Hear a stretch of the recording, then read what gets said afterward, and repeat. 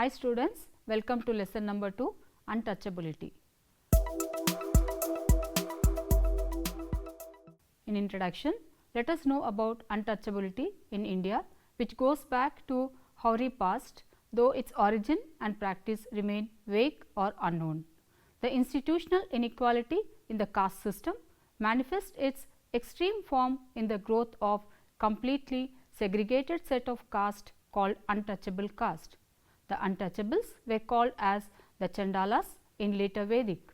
There was a lot of stigma against the 𝗳𝗧𝗏𝗧 in the later Vedic period, but untouchability on a large scale appeared only between 600 BC and 200 AD.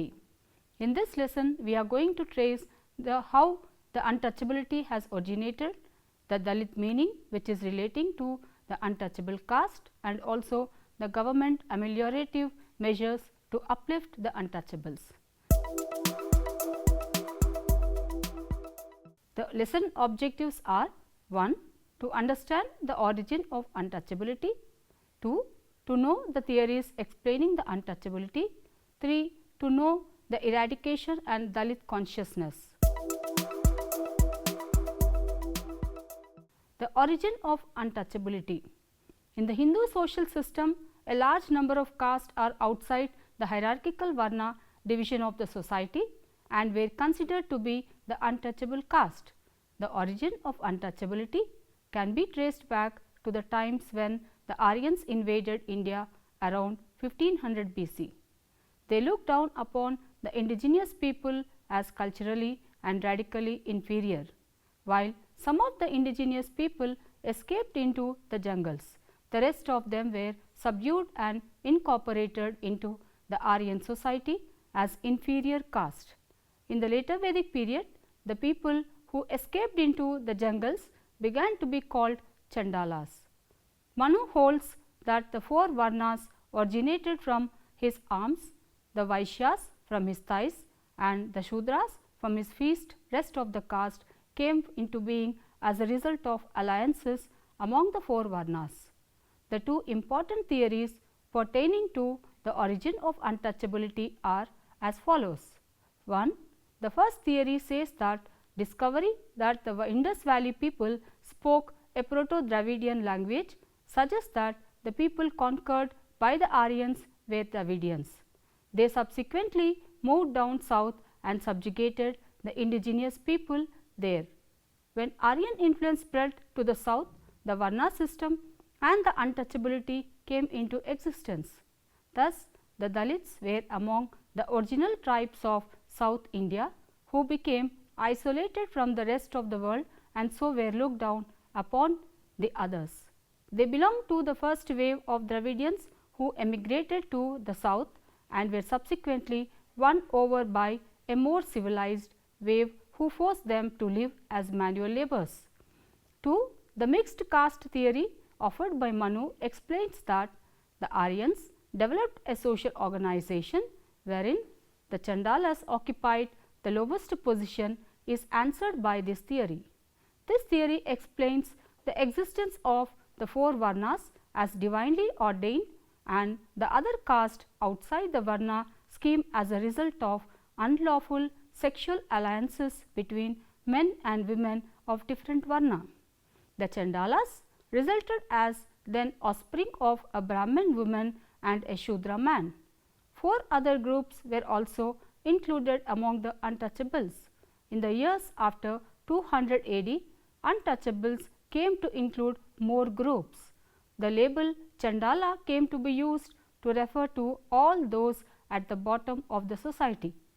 The number of untouchable caste always exceeded the number of mixed origin caste, so other considerations influenced the classification system. This theory accords priority to Varna rather than Jati. To explain the origin of untouchability, recent theories have used components such as race and the concern for racial purity. When races interact, the subjugation of diverse groups by the technologically superior Aryans, the division of labor as migrant Aryans settled down adopting agricultural and then urban ways of life, incorporation of new tribes, new guilds and new religious sect into the Aryan society. The meaning of Dalits. Let us know the term meaning and the term of Dalit. The term Dalit in Sanskrit is derived from the root dal, which means to split, break, crack and on. It means split, broken, burst, etc.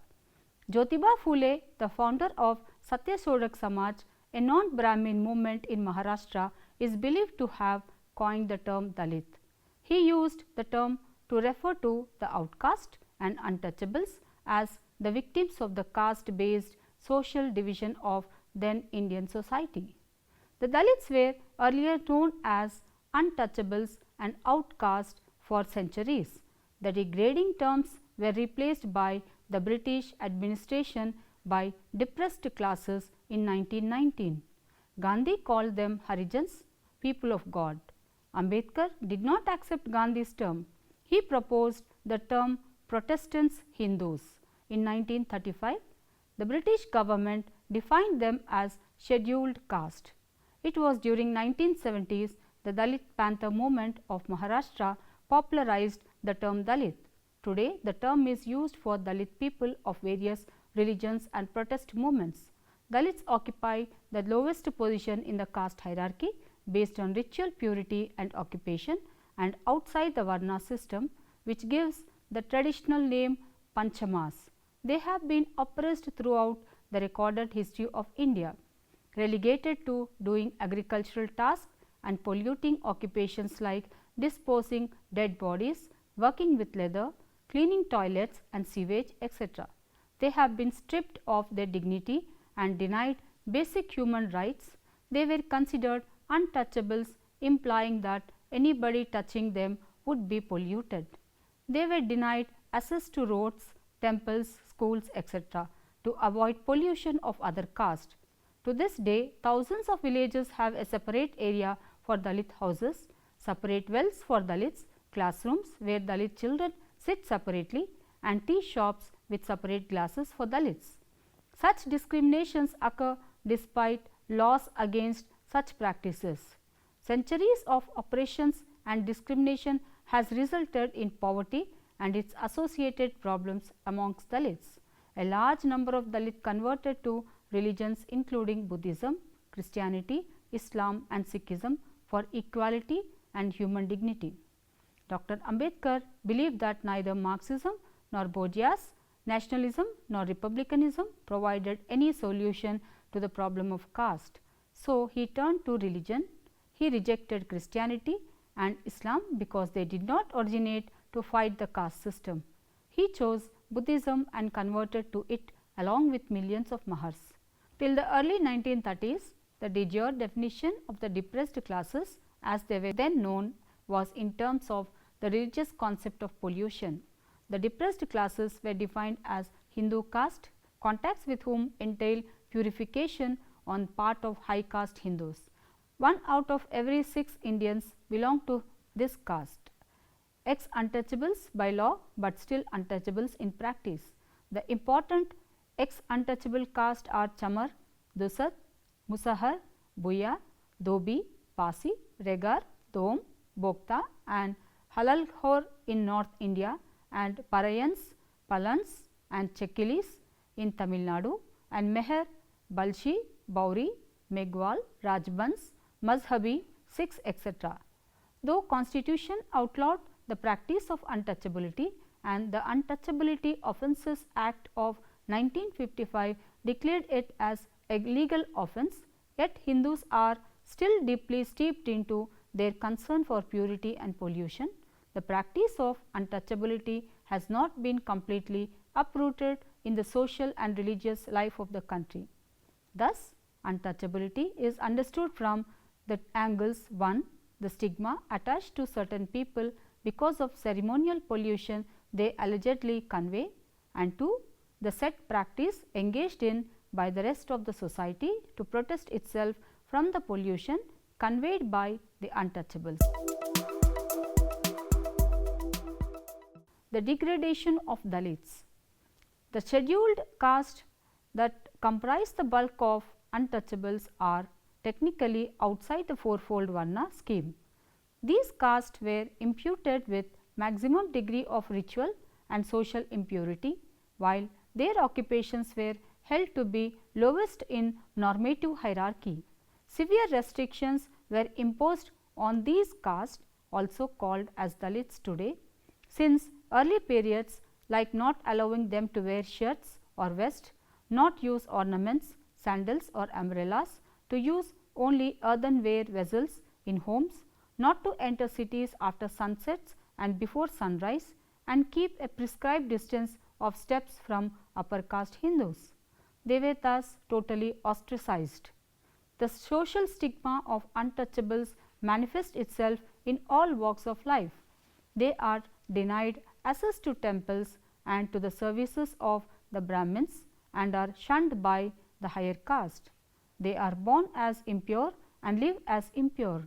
The rest of society is so much concerned about purity that they permanently keep untouchables in a state of economic, social and political subordination. The stigma, congenital according to one's lasts a lifetime and cannot be eliminated by right or deed. Defined in relative to behavior, untouchability refers to the set of practices followed by the rest of the society to protect itself from the pollution conveyed by the untouchables. However, this concern with ritual pollution is not limited to the role of untouchables. It also served to keep the untouchables as in inferior economic and political position through physical separation. It is generally believed that the untouchable groups have come to realize that their problem can be solved only through effective political action. In recent times, due to reservation of post in parliament, Vidhan Sabhas, jobs, educational institutions, etc., and other privileges granted by the government, a low ritual status man has a better chance to achieve high economic and political status, while high social status becomes an individual matter. Untouchability means those restrictions imposed on lower caste by the upper caste. According to the Untouchability Offences Act of 1955, the term untouchability was explained as an offence to prevent any person in ground of untouchability from 1. Entering a place of worship open to other people professing the same religion, 2. Offering prayers in a place of public worship or bathing in sacred waters of a well in the same manner as permitted to other of the same religion, 3. Accessing or using of a ship, hotel, public conveyance, public places of entertainment, hospitals, educational institutions and so on. Dr. D.N. Majumdar views that untouchable caste suffer from various social and political restrictions prescribed by tradition, socially enforced by higher caste. According to R. N. Sharma, views that the origin of untouchability as being partly racial, partly religious and partly a matter of social custom that are as follows. 1. Racial factors. Some derogatory names were given to the Aryan races to the non-Aryan races that were already settled in India and were called untouchables. 2. Religious factors. The principles of purity and pollution implied that to maintain purity, the upper caste followed untouchability to segregate the polluted caste. 3. Social factors. These include the customs and conventions devised to share the burden of maintaining untouchability caused by racial and religious factors, association with dirty professions such as scavenging, sweeping the roads, tanning, curing of hide, skin and the leather works lead to the feeling of untouchability. According to Nesfield, the untouchables were subjected to many economic, religious, political and educational restrictions.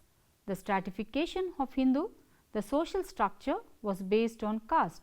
The stratification of Hindu, the social structure which is based on caste, the status of the individual is determined by his birth in a particular caste. Each caste member has a caste occupation which he must follow. These occupations were divided into pure and impure on the basis of purity and pollution. The Harijans, who were regarded as untouchables, followed occupations which were considered impure. They were looked down upon as one with whom even physical contact was defiling for the upper caste. Several social restrictions and disabilities were imposed on the untouchables. Some of the restrictions are as follows. 1. The untouchables were prohibited from entering villages and towns in daytime, as their shadows would defile the higher caste. They were not allowed to reside in the center of the village along with other caste. They were prevented from using roads in the daytime and were forced to work at nights. 2.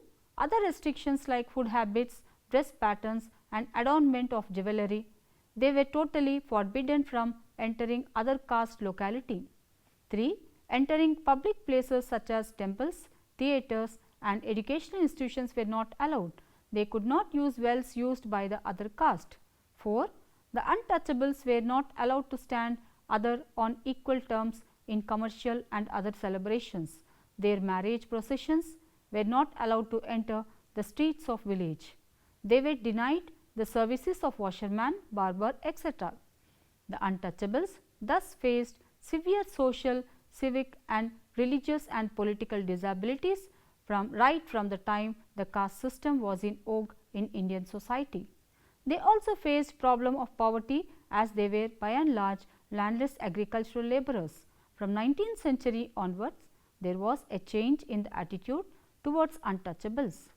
The term scheduled caste was first used to refer to certain caste in the Government of India Act 1935.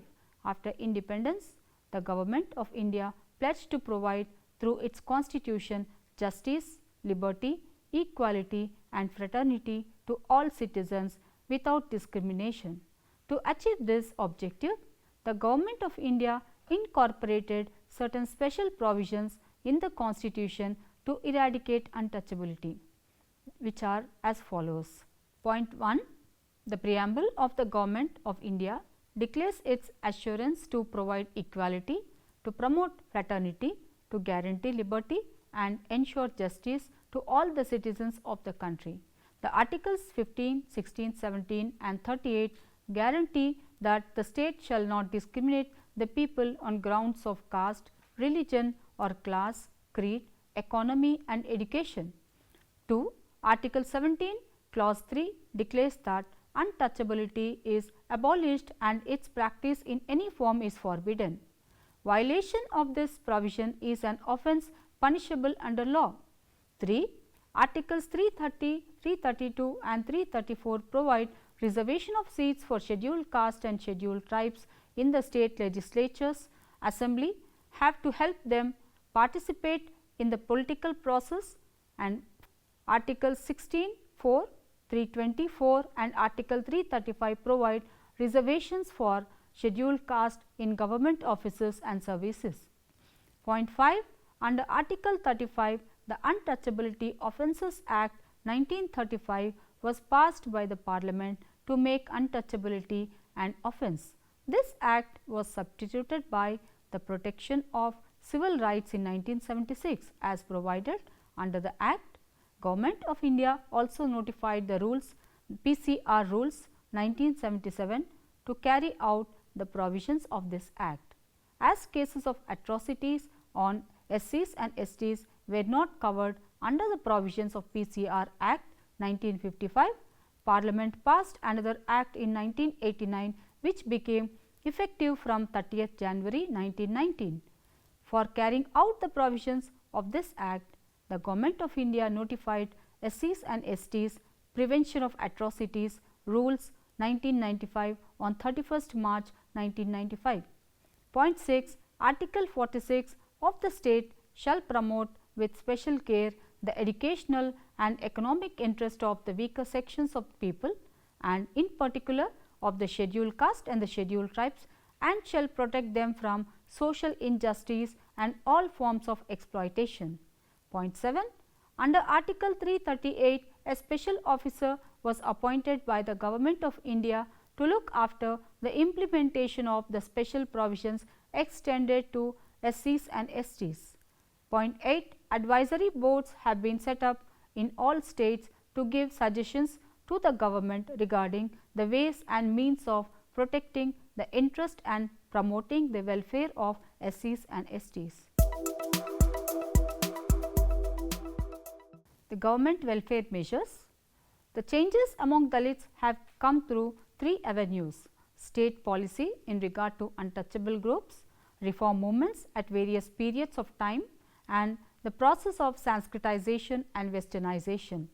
The amelioration of conditions of these underprivileged groups engaged in the attention of the framers of the Constitution after independence. The protective discrimination is one of three ways in which government attempts to deal with the problems confronting the Dalits.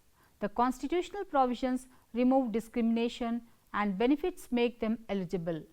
The central and the state governments have taken up various programs and schemes for the welfare of the SCs and STs, which are mentioned as follows. 1. Free education, scholarships and free books and hostel facilities are being provided to encourage and educate them. 2. Financial assistance is being provided through institutions such as banks, cooperative societies to encourage the SC members to start small scale and cottage industries. 3. Various housing schemes are taken up especially for SC members. The financial and vocational training is provided free of cost to these members to help them find employment. 4. Land reforms have been framed by the central government and are implemented by the state government for socio-economic development of people in the rural areas, including members of the scheduled caste who are mostly landless agricultural laborers. The several voluntary organizations are making efforts for the upliftment of this section of society and eradicate untouchability along with government. Among the voluntary organizations, few are Harijan Sevak Sangh, Red Cross Society, Ramakrishna Mission and Servants of Indian Society. They are providing social education to all to remove the ill effects of untouchability in a modern democratic way. Point 2. Enforcing the laws more effective to punish those who practice untouchability. The legal procedures must be simplified so that the victims of untouchability can easily approach the law for justice. 3. Creating awareness among them about various facilities and opportunities and encouraging them to avail these. 4. Checking the misuse of provisions by the middlemen. 5. To eradicate of the caste system is essential for the removal of untouchability. According to R.N. Sharma, caste system is the biggest single cause of untouchability. Thus, the eradication of the caste system will also remove the tradition of untouchability. The long-standing exploitation made the scheduled caste conscious of their separate identity, raised their self-consciousness, led to the emergence of scheduled caste movements and activated the process of Sanskritization as observed by M.N. Srinivas. The consequences of all this awareness and movements were emergence of some SCs in different parts of the country as political groups putting pressure on the national leadership for taking measures to do away with the social disabilities of the Dalits. The conscious attempts of Dalits for status mobility, the alienative movements led to the horizontal level caste consolidation of SCs by fusion of a number of subcastes into one caste group. To conclude, the untouchability is a problem which is peculiar to Indian society. In spite of the welfare programs and ameliorative measures taken by the state, there has been social sabotage side by side by the dark forces of the society. The problem could not be solved even every person thinks about other person as a human being and develops a humanistic attitude towards fellow beings, leaving all other restrictions aside. Thank you.